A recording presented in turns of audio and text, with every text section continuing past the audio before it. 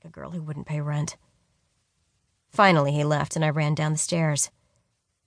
Everyone still wore leather, even though it was 100 degrees, squinting as they emerged from steamy buildings with bulldogs. Cars cruised, windows open, bass thumping.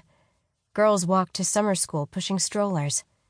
Boys strutted down the sidewalk, earphones around necks, diamonds in both ears. A hydrant exploded, crystal in the haze. Air conditioners leaked down from windows. Plastic bags floated across empty basketball courts. A fat white kid, shirt hung around neck like scarf, walked in the middle of the street with an ice cream melting off the cone faster than he could lick it. "Lee." Anthony was sitting at an outdoor table. We fought in low, restrained voices. Then he offered me 2 weeks to pay up. Otherwise, he warned, eviction. "I'll do it legal, Lee, but I'll put your stuff on the street. You know I will." "You're some friend," I said.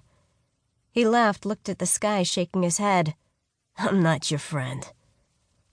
Old Polish ladies sat on stoops and appraised me. I straightened my shoulders, sauntered past them without smiling.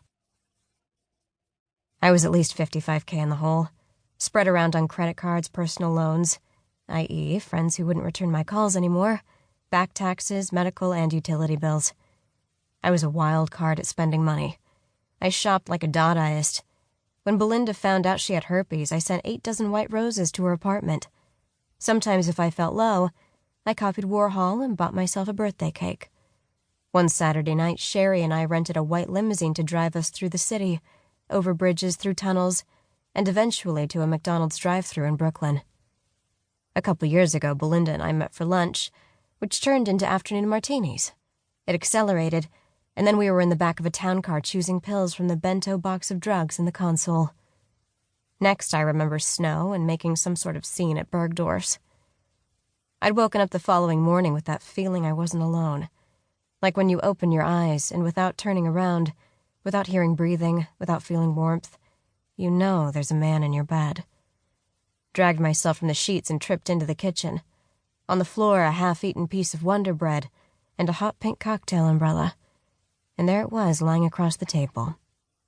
A white knee-length fur, square black buttons with the Fendi logo, gold and black F's on the silk lining. "Pleased to meet you," I thought. Belinda used to be my partner in crime, my fellow outsider. I'd known the girl since she was a 90-pound catalog model cracked out as System, her Australian accent rugged, her language X-rated. We used to sunbathe topless on her East Village roof, wearing white jeans and rainbow-mirrored sunglasses we'd bought on the street. After long nights, we parted ways at 8 a.m, stepping gingerly through ice and stilettos, lipstick smeared from making out with strangers in the red-lighted downstairs of clubs.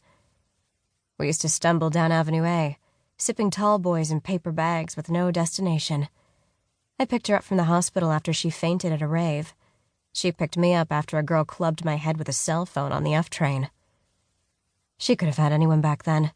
Monstrous cheekbones, blonde bob, wicked eyes, the whites as hard as china, lashes curled back to the lid. A wide frame she used to starve to stay in business. Legs that lasted for miles. Her voice was so raspy, she'd ask for butter to be passed and men would feel she'd promised them something. She made both good and very bad choices. She'd call me from anonymous apartments. The guy's pimpled back, the dusty mirror, and no condom wrapper in sight. Eventually, I did notice a shadow, a dark thing that was chased around her face, like a black moth behind a curtain trying to find the way out. 1.5 years ago, she got pregnant. She freaked out, decided on abortion, but all she could do was cry in her bedroom. Matt coaxed her from the edge the way a parent beckons a toddler off thin ice in the middle of the lake. You can't go get him. You cannot frighten him. And the only way you'll save his life is to act contrary to how you feel. Brunch shift. The Tribeca restaurant I'd managed for years, a chic, converted diner, slanted like the original establishment. Mirrors framed in mother-of-pearl chips covered the walls. The mosaic floor was primitive, its pieces beige, white, turquoise. The stools, whose gold sparkles reminded me of banana seats on bicycles, were pulled to a white formica counter decorated with gold spirals and stars. We'd been written up again in Time Out, so all of Uptown was down.